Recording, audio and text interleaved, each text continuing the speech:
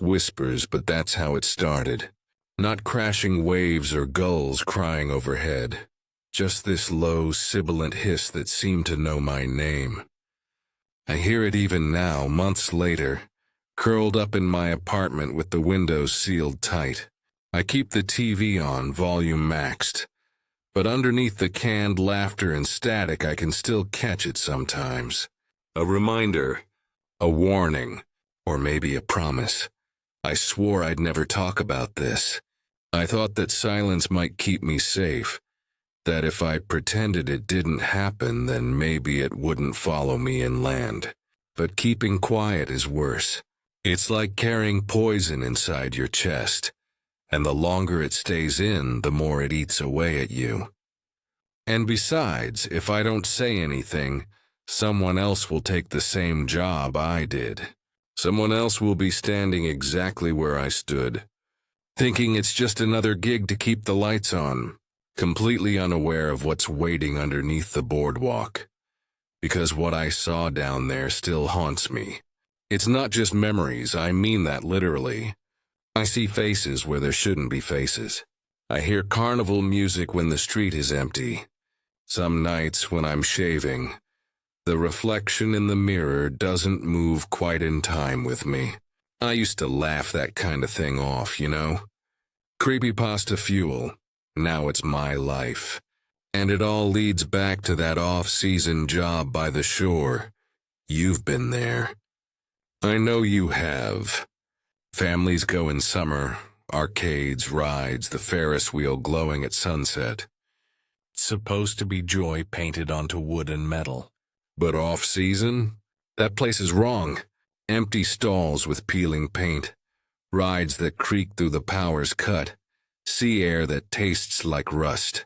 The kind of quiet that makes your heart speed up because it feels like you're not alone, even though you can't see anyone. Most people will never experience it like I did, and for their sake, maybe that's a good thing. Still, some of you already walked the same planks. Maybe you held cotton candy there. Maybe you kissed someone beneath the string lights. What you didn't know is that you were stepping over something buried, something chained. And if the chains ever snap, well, let's just say the ocean wouldn't stop at whispers. I can't give you the whole story at once. That would make it easier to dismiss. No, you'll have to follow me piece by piece the way I lived it. The way it pulled me deeper until there was no going back. All I can say now is this. Whatever happened on that boardwalk, it didn't stay there. It's here with me. And if you're still listening, it's brushing against you too. It all began the winter I took a job I thought would be boring. I was broke when I took the job. Not just broke, beyond broke. Bills stacked like a Jenga tower ready to collapse. Landlord leaving me increasingly friendly notes. My phone vibrating with calls I didn't want to answer. So when I saw the ad stapled to a power pole, seasonal maintenance security, boardwalk winter staff, housing included, I didn't think twice. I thought perfect. Easy money, maybe even a view of the ocean to clear my head. The truth? I pictured long, quiet nights, maybe sweeping popcorn kernels out of corners, occasionally checking locks. Nothing dangerous, nothing memorable. Just another entry in the long line of forgettable jobs I'd half slept through. If only. When I first arrived, the boardwalk was a skeleton of itself. I knew it in summer, bright, loud, alive. Kids shrieking on the tilt-a-whirl. Couples walking hand in hand under the fried food signs. Saltwater taffy and the hum of neon. But in winter, it was a corpse. The ride stood still against a gray sky, the Ferris wheel motionless, its seats swaying in the wind like pendulums. The food stalls were shuttered, their colorful paint flaking into pale scabs. Even the air smelled different. Not sweet fried dough, but brine and mildew, like something wet and ancient clawing up from underneath. The man who hired me met me at the entrance gate. He had the look of someone who'd worked here too long, sunburn etched permanent into his skin, gray creeping through his hair, eyes that didn't quite meet mine. He shook my hand loosely, like the formality wasn't for me but for some unseen audience. "You'll do," he muttered. "Just don't wander. And don't stay past 2 a.m., I half laughed. "Is that a curfew or—" "Explain." That was the first rule, though he didn't write it down. Don't stay past 2 a.m.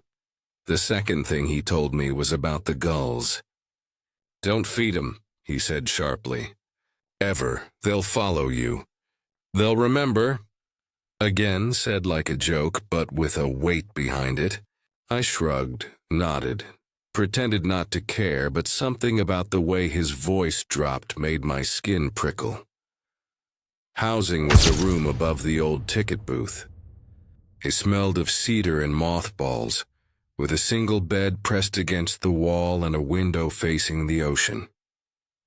From there, I could see the whole length of the boardwalk stretched out, wood planks bleached pale, rides looming like abandoned skeletons. At night, when the wind rattled the glass, it felt like the whole structure was alive and breathing beneath me.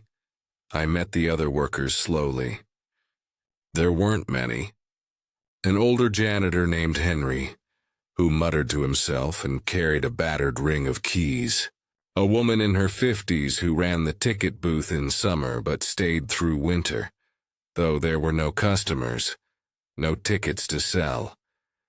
She had a face carved deep with lines, and she spoke in riddles, half to me and half to no one. It was Henry who gave me the first real warning. One night, while he swept salt and sand into a dented dustpan, he leaned close and said, "Wood remembers, kid.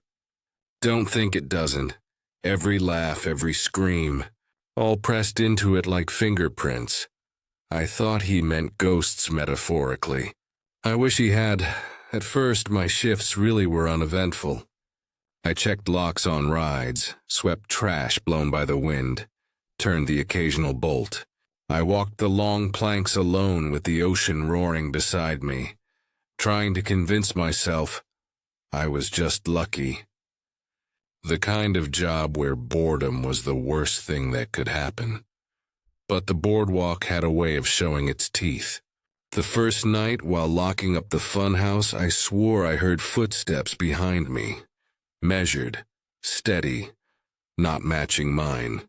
When I turned, the walkway was empty, stretching out pale under the moonlight.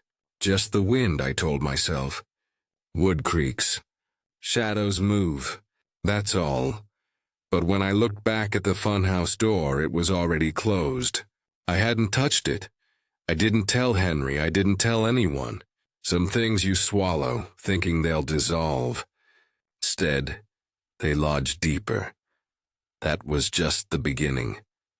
The first week blurred together, cold wind biting at my face as I trudged down the planks night after night. Nothing happened that couldn't be explained away, at least not at first. But the boardwalk had a rhythm, and the longer I stayed, the more I noticed how wrong that rhythm was.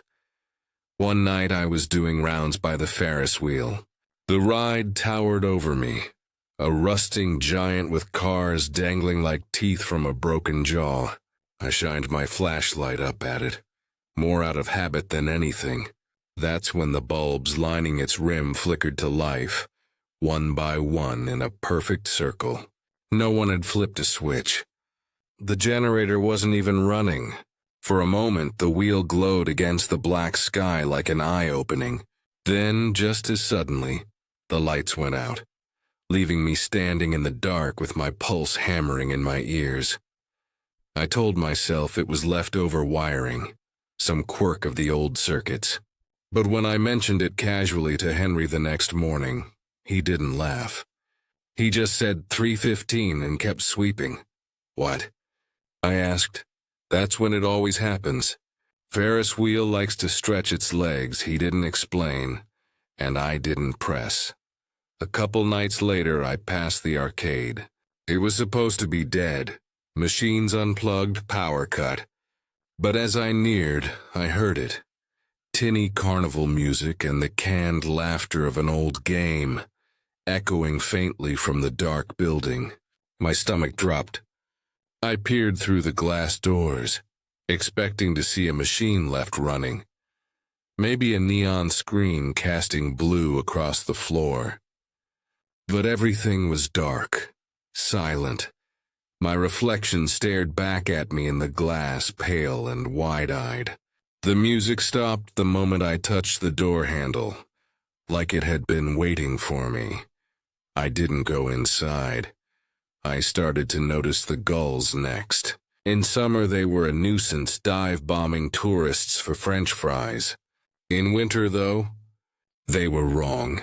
They perched on the roofs and railings in rows, all facing the same direction, all staring silently. Not a sound, not a wing beat.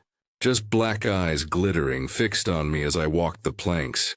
I remembered the boss's warning, don't feed them, and wondered if maybe he'd meant more than breadcrumbs. One night I turned a corner by the funhouse and nearly dropped my flashlight. Dozens of gulls sat in perfect formation along the railing, every head turned toward me. Their silence pressed into my ears, heavier than any squawk. Then, as one, they lifted off and vanished into the night sky, leaving me alone with the pounding of my own heart. The funhouse itself gave me the worst feeling.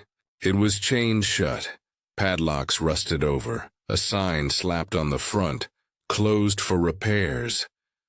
But the wood there seemed to breathe differently, like it swelled under my boots. I noticed scuff marks near the door, scratches on the paint that looked like fingernails. One night, sweeping nearby, I spotted a door I hadn't noticed before, tucked into the shadows at the base of the building. Narrow, unmarked, with no handle. I crouched, ran my fingers along the edge, and felt the faintest pulse of cold air seeping out. When I asked the ticket booth woman about it, she gave me a long, knowing smile. "Best not to look too close," she said. "Best not to ask at all." I laughed it off, though it came out strained. "Seriously, though, what's in there?" Her smile didn't waver. "Some doors don't want opening. They open you instead." She went back to counting tickets, tickets no one was buying, no one had bought for months. That was when I began hearing the laughter. Not the recorded kind from the arcade, not the raucous joy of summer crowds. This was softer, smaller, a child's laugh echoing faintly across the planks when the wind died down. At first I thought it was in my head, the way you sometimes hear phantom sounds after too many nights of little sleep.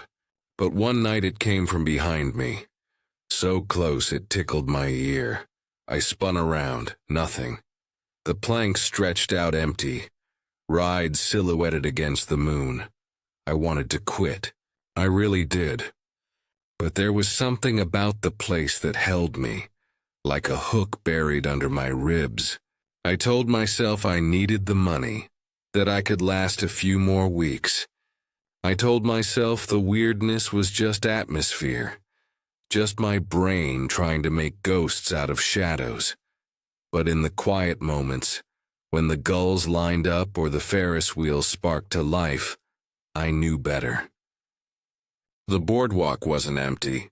It was watching, waiting, testing me. And deep down, I had the sinking feeling that the real rules, the ones that mattered, weren't written anywhere. They were whispered, passed along, learned only when you broke them.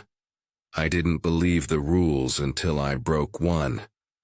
The funhouse had been gnawing at me since the day I first stepped onto the boardwalk. Even chained and shuttered, it seemed alive in a way the other rides weren't.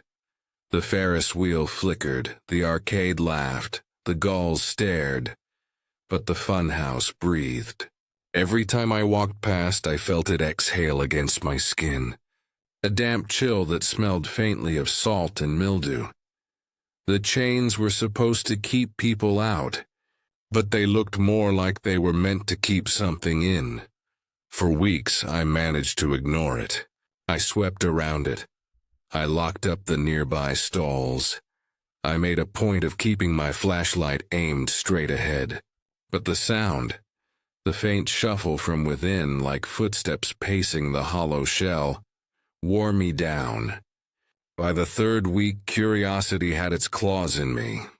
And that's when it happened. It was just after 1 a.m. I'd finished my rounds and was heading back toward my room over the ticket booth when I heard a door slam. Loud. Echoing. My first thought was Henry. Maybe locking up late. But the sound had come from the funhouse. I froze, my heart hammering, and for a long minute I debated pretending I hadn't heard. Just keep walking. Ignore it.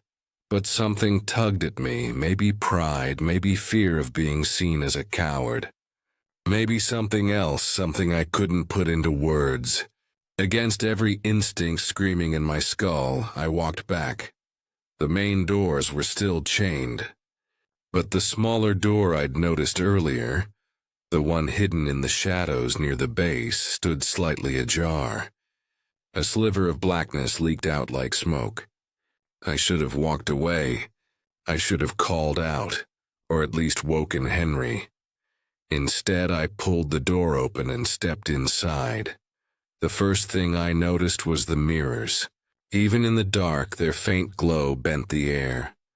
My flashlight beam bounced wildly, splitting into a dozen reflections that stretched down twisting corridors. The air was damp and close, carrying the sour smell of old wood and something sweet underneath, like rotting candy. The path wound deeper, each mirror reflecting me wrong. In one, I was a fraction slower, my hand lifting a heartbeat after I'd already moved it. In another, my face blurred like wet paint. I told myself it was just the age of the glass warping with time. But then I saw one that didn't move at all. It was me standing still, eyes locked to mine even as I raised my flashlight, even as I leaned closer. For a moment I thought the mirror was broken. Then the reflection smiled. I staggered back, slamming into another mirror behind me. My flashlight slipped, rolling across the floor, beams scattering like fireflies. For a second, every reflection in every mirror smiled at once. "Who's there?" I shouted, my voice cracking in the narrow space. The laughter came next, the child's laugh echoing from somewhere deeper inside. The same laugh I'd been hearing on the planks, only sharper, more urgent. I followed it without thinking, weaving through twisting corridors until I stumbled into a chamber where the mirrors leaned at odd angles. There, taped crookedly to the glass, was a missing person poster. The paper was faded, edges curling with moisture. A little boy's face stared out, grainy black and white. Missing since 1997, last seen on the boardwalk. But it wasn't the photo that froze my blood. It was the reflection behind me. In the mirror, the boy wasn't on the paper. He was standing directly behind my shoulder. His mouth was open, laughing silently. I spun, but the chamber was empty. My own ragged breathing bounced off the glass. When I looked back at the mirror, the boy was gone. I grabbed the poster without thinking, folding it into my pocket like proof that what I'd seen wasn't just in my head. That's when I heard a voice. "You shouldn't be here." It was Henry. He stood at the doorway, his face pale and drawn, his keys jangling softly in his shaking hand. He looked more afraid than I felt. I stammered. He shook his head violently. "No excuses. We told you never to go in here. Nobody told me, I snapped, adrenaline masking my fear. They don't tell you, he said, voice low. You're supposed to feel it, and you ignored that. God help you. I wanted to demand answers, but his expression stopped me. There was no anger there, only pity. As we stepped back out into the cold night air, the chains rattled on their own, tightening across the funhouse doors as though something inside had leaned hard against them. Henry shoved me forward. Don't come near this place again. Not unless you're ready to see what the mirrors keep. That night, back in my room, I unfolded the poster. I expected it to look old, crinkled, but it didn't. The paper was clean, the ink fresh like it had been printed yesterday, and the boy's eyes were different. They weren't staring at the camera anymore. They were staring at me. I didn't sleep. Every time I closed my eyes, I saw mirrors smiling back. Some reflections moved too slow. Some didn't move at all. And some belonged to people I'd never met. It wasn't until the next night, when I heard the whispers rising with the tide, that I realized the mirrors weren't showing me ghosts. They were showing me what was waiting outside. It started with the wind. That's what I told myself anyway. Wind through the broken slats, the hollow piping of air funneled beneath the boardwalk. But no amount of rationalizing could change the truth.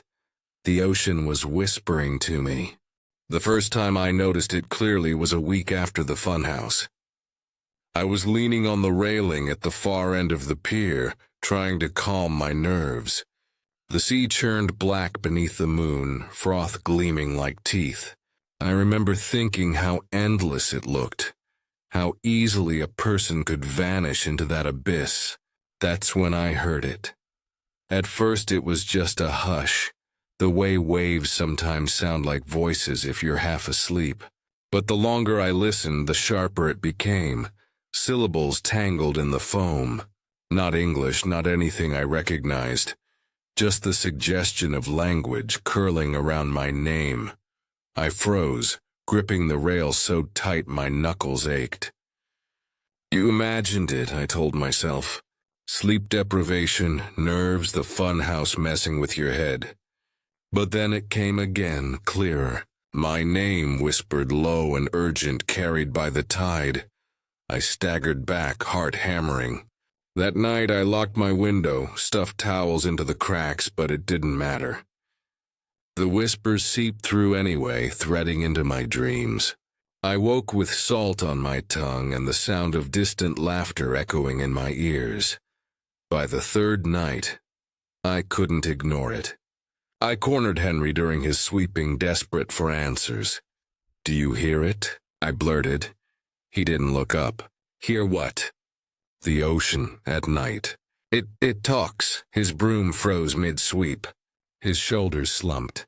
When he finally looked at me, his eyes were hollow. That's not the ocean, he said. Then what is it? He shook his head. Best you don't ask. They come up every winter.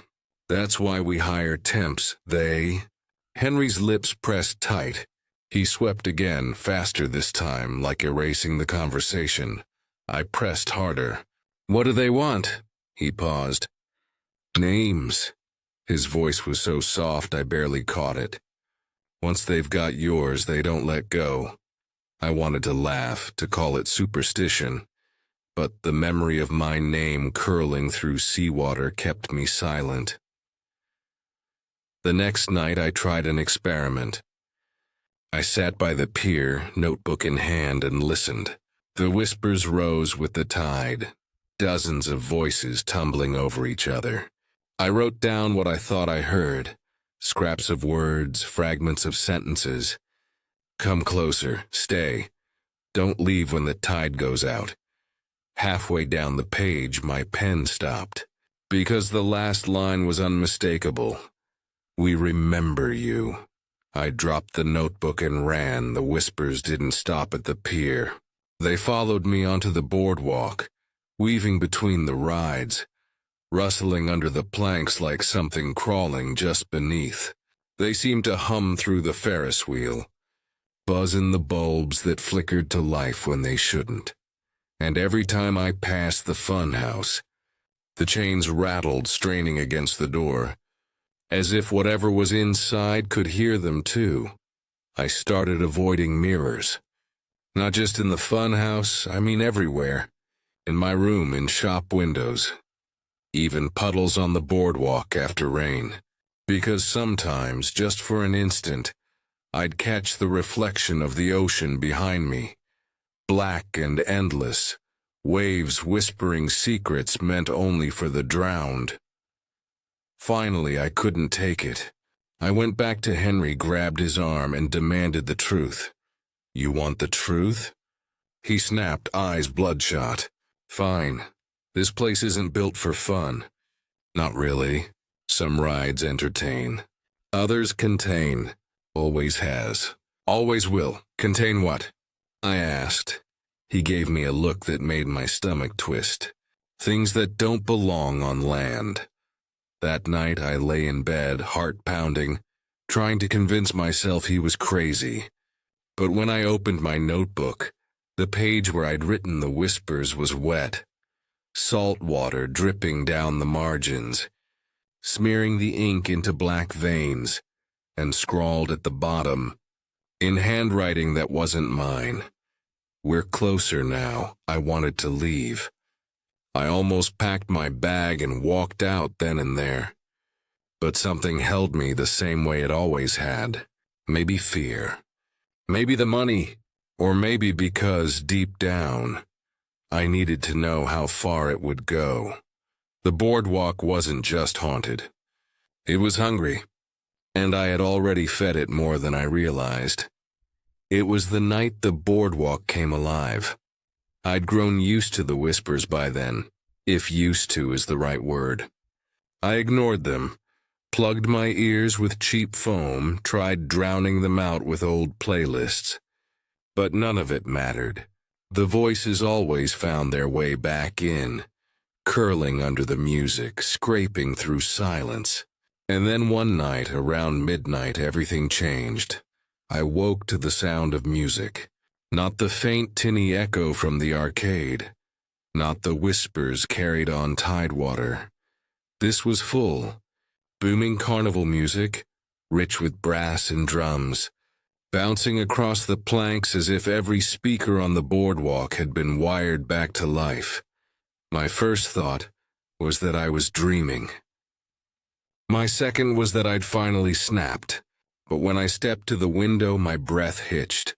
The boardwalk was lit. Not just lit, glowing. Every bulb along the rides burned with summer brightness.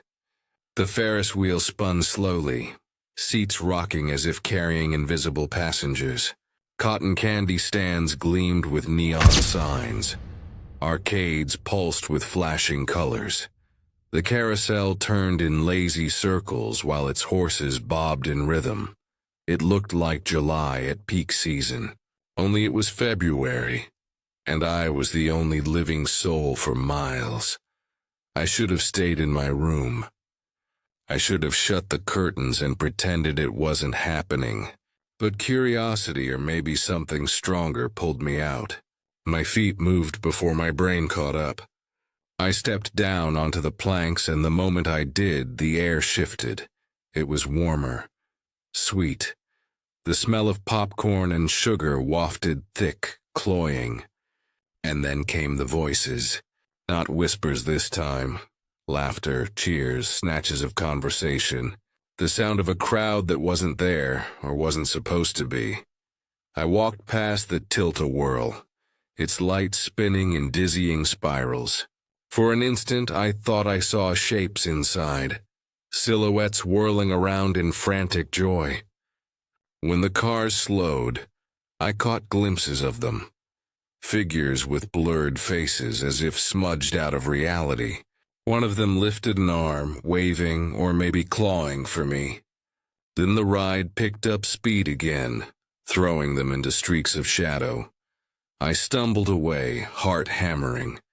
The arcade doors stood open, bright with light. I couldn't stop myself from looking in. Rows of machines blazed to life, screens flickering with games I hadn't seen since I was a kid. Pinball machines clattered, skee-ball rolled endlessly into bins, and in the center a claw machine twitched and jerked on its own, the metal arm gripping a stuffed bear and dragging it up, only to drop it again. For a moment, I thought I saw a boy watching me from the glass of the claw machine. The same boy from the missing poster. His lips moved like he was speaking, but no sound came out. When I blinked, he was gone. I backed out fast. The air was thick now, pressing against my chest like humidity before a storm. I heard voices calling my name, some high-pitched and sweet, others low and guttural. "Don't leave when the tide goes out," one whispered so close it brushed my ear. That's when I saw the carousel. It spun in slow circles, horses bobbing up and down, mirrors flashing gold. I thought it was empty until I noticed the riders. Their bodies were too stiff, too thin. Bone-white hands gripped the poles. Skulls grinned beneath peeling scraps of skin. Skeletons dressed in rotting summer clothes rode the horses, jaws clacking with laughter that wasn't theirs. My knees buckled. I staggered back, almost tripping over my own feet. And then came the child. He stood by the edge of the carousel, no older than 8 or 9. His face was pale, his eyes too dark. He looked at me, head tilted, and said in a voice I'll never forget, "Don't leave when the tide goes out." The carousel spun faster, mirrors blurring, skeleton riders laughing louder. The boy vanished in the strobe of lights. I bolted, sprinting down the planks, lungs burning. The music roared behind me, the whole boardwalk alive with impossible sound. And then silence. It cut off in an instant. Lights winked out, rides froze mid-spin, voices evaporated. I skidded to a halt, panting, sweat chilling my skin. The boardwalk was dead again, dark, empty. For a long moment I stood there, swaying, listening to my own ragged breaths. Then I felt it, a wetness on my clothes. I looked down. My shirt was soaked through, heavy with salt water. My shoes squelched when I moved. I hadn't gone near the ocean. I hadn't fallen. But I was drenched, like I'd been pulled under and spat back out. When I stumbled back to my room, Henry was waiting outside, his face gray in the moonlight. "You saw them," he said flatly. Not a question. I opened my mouth, but nothing came out. He nodded like he already knew. "Boardwalk's not abandoned. Not ever. It just waits. And now it knows you." I collapsed into my bed, shivering, but I couldn't sleep. Every time I shut my eyes, I saw the carousel turning, skeletons grinning, the boy's words burning into me. Don't leave when the tide goes out, because whatever I had stumbled into wasn't just haunting the boardwalk. It was a cycle, something that returned every winter, something that demanded witnesses, and whether I liked it or not, I'd been chosen. After the carnival night, I couldn't pretend anymore. The boardwalk wasn't broken machinery or tricks of the wind. It was alive, and it wanted something from me. I dragged myself through the next day, hollow-eyed, stomach in knots. I tried to quit. I really did. I marched straight to the boss's office, a cramped room behind the shuttered funnel cake stand. He sat there with a ledger open, pen scratching across the page as if nothing in the world was wrong. "I'm done," I blurted. "I can't do this anymore. Whatever's happening out there, it's not worth it." He didn't look up. "You'll stay." "No, you don't understand." Finally, his eyes lifted. Cold flat, like 2 coins at the bottom of a fountain. Leaving isn't the same as surviving. The words hit me like a slap. My throat went dry. He set down his pen, folding his hands. The boardwalk requires witnesses. That's what you are. The rides run, the lights burn, the whispers crawl up from the sea. They need someone to see. Someone to remember. Staff are expendable. But without staff, the cycle breaks. And when it breaks, what's bound here spreads. I stared at him, trying to process, trying to believe. You're saying this is some kind of ritual? His lips twitched something like a smile. Call it what you want, tradition, bargain, we keep it fed, contained, so the rest of the world doesn't drown in what waits below. I wanted to argue, to scream, to tell him he was insane, but I remembered the carousel skeletons. The boy's voice, the whispers pressing against my skull. Insane or not, it made too much sense. So what happens if I walk away? My voice shook. He leaned back in his chair, shrugging. People have. You can try. Just know they don't make it far. Sometimes the sea claims them on the road. Sometimes flexions do. I staggered out of his office, my head spinning. Every option felt like a trap. Stay and I'd go mad. Leave and I might not even make it a mile. Henry found me slumped against the railing, staring at the dead rides. He didn't ask what was wrong. He didn't need to. You've got that look, he said. Like you finally heard the truth. I swallowed hard. Why do you stay? He gave a dry chuckle. Because I'm too old to run, and maybe too stubborn to drown. His broom scraped against the planks, each sweep slow and steady. It's not about fighting them. You don't win against things older than the ocean. It's about deciding how much of yourself you give before they take the rest. His words sank deep, heavier than I wanted to admit. That night, lying in bed, I weighed my choices until my skull ached. Leave and risk the ocean following me. Stay and let it eat me piece by piece. The whispers coiled through the walls, murmuring my name, promising relief if I just stopped resisting. I almost packed my bag. I almost ran, but something inside me hardened instead. If the boardwalk wanted me, if the ocean needed me, then I'd play along. For now, I wasn't ready to give up. Not yet, so I made a decision, reckless and desperate. One more night. One last shift. If I couldn't escape, maybe I could understand. Maybe I could find a crack in the rules. Because deep down, I refused to believe my only choice was to break or submit. There had to be another way.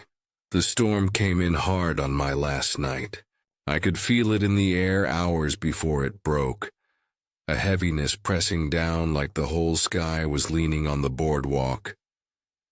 By midnight the wind was howling, waves hammering the pilings below, the wood trembling under every crash. My gut told me to stay inside, but I couldn't. Not after everything. I needed to see it through. I walked the planks with my flashlight, rain slanting sideways, hood plastered to my head. The rides loomed like giants in the lightning flashes. Ferris wheel, carousel, tilt-a-whirl, all shuddering in the wind as if waking from long sleep. Every bulb along the midway flickered to life in bursts, sparking against the downpour, then died again. The whispers rose louder than ever, no longer subtle, no longer half-hidden in the tide. They screamed now. Dozens, maybe hundreds of voices layered together. My name surged through them like a hook pulling me forward. I broke into a run. My shoes slipped on the slick boards as I fled past shuttered food stands, past the arcade where screens blazed for a heartbeat before shorting out again. Then came the shapes. They crawled out of the shadows, hunched figures dragging across the planks, faces stretched too thin, eyes hollow and black. They weren't ghosts, not exactly. They were something rawer, hungrier, dripping seawater as they lurched after me. Every time the lightning hit, more appeared, spilling up from beneath the boardwalk, clambering onto the rides like children eager for playtime. I ducked into the funhouse, thinking maybe I could lose them in the maze. It was a mistake. The chains that had held the doors shut were broken, dangling like snapped bones. Inside, the mirrors blazed with light, though I carried no flashlight. I stumbled into the corridor, breath coming in sharp bursts, and every reflection around me was wrong. Some versions of me stood still while I ran. Others grinned as I screamed. One or two simply turned and walked away as though abandoning me entirely. Then I saw him, my reflection. The real me. Or maybe not. He stood directly ahead in the mirror, eyes burning, movements perfectly matched until I slowed. Then he didn't. He stepped closer. "Not you," I whispered. He tilted his head, same as I always did, but the smile that spread across his face wasn't mine. He reached forward, palm pressing flat against the glass, and I felt it. Cold fingers grazing mine through the surface. The mirror rippled like water. He was trying to pull me in. I fought, stumbling back, but the glass clung like liquid. My double's hands shot out, gripping my wrists, yanking. For one blinding second I saw myself from the other side. Me, drenched and terrified, being dragged into the mirror while something else slipped out. Lightning shattered the sky. The funhouse shook, and in that instant I tore free, crashing backward into another mirror that splintered into jagged shards. My arms bled, pain white-hot, but I didn't care, because standing where I had been on this side of the mirror was him, the other me. He straightened, dripping seawater, and his eyes glowed faintly in the dark. He didn't speak. He didn't need to. I knew. I wasn't sure which of us had escaped. The storm tore the roof from the funhouse, wind shrieking, ocean surging up the beach. I ran, stumbling out into the rain, but everywhere I looked the boardwalk was alive. The carousel spun at breakneck speed, skeleton riders howling. The Ferris wheel turned so fast its cars snapped free, crashing into the surf below. The arcade flared like a dying star, sparks raining onto the planks, and the ocean kept rising. Black water poured across the boardwalk, swallowing stalls, dragging broken rides into its mouth. Figures rose with it, shapes that were not human, eyes glimmering like lanterns beneath the waves. I fought my way to the ticket booth, the only high ground I could reach. My room above it swayed in the storm, but I didn't care. I slammed the door, collapsed against the wall, heart thundering. The whispers filled the room, rattling the glass, clawing at my skull. When I looked into the cracked mirror by the bed, I saw him again. My reflection, smiling, watching, breathing. And I still don't know if I made it out that night or if I'm the one behind the glass now. People ask why I don't go back to the shore, why I avoid beaches, why I flinch at the sound of waves on television, why I keep my curtains drawn tight whenever it rains. The truth is simple. I can't trust the ocean anymore. Not after what happened. Not after what followed me home. I've tried to convince myself I survived, that I'm the one who stumbled out of the funhouse and not the reflection that smiled in my place. But mirrors don't lie. Not always. And every morning when I drag myself into the bathroom, I catch tiny slips. A blink out of sync, lips moving a fraction late. Once I swear I saw my reflection grin even though I hadn't. I tell myself it's stress, trauma, sleep deprivation. But deep down I know better. The boardwalk doesn't let go. It marks you. It remembers. The whispers never stopped. They creep through the walls at night, soft as breath, curling around my ears no matter how loud I blast the television. Sometimes they're calling my name. Other times they're begging me to come back. And sometimes, worst of all, they laugh. The high, sweet laugh of a child I never met but can't forget. I don't know what's real anymore. Maybe I drowned that night. Maybe I'm still trapped inside a mirror while something else wears my skin. Maybe that's why food tastes like salt. Why shadows move wrong at the edge of my vision. I can't prove it, but I feel it every second of every day. So I'm telling you this now, even though I swore I wouldn't, because silence is worse. Because if you ever find yourself near that seaside boardwalk when the lights are dark and the stalls are empty, I need you to remember my words. Don't wander. Don't listen. And above all else, don't stay when the tide goes out. If you've seen the lights flicker off season, if you've heard voices in the surf, if you felt eyes on you when the pier was empty, tell me. Comment, write anything. I need to know I'm not the only one, or maybe you're just my reflection, reading this instead.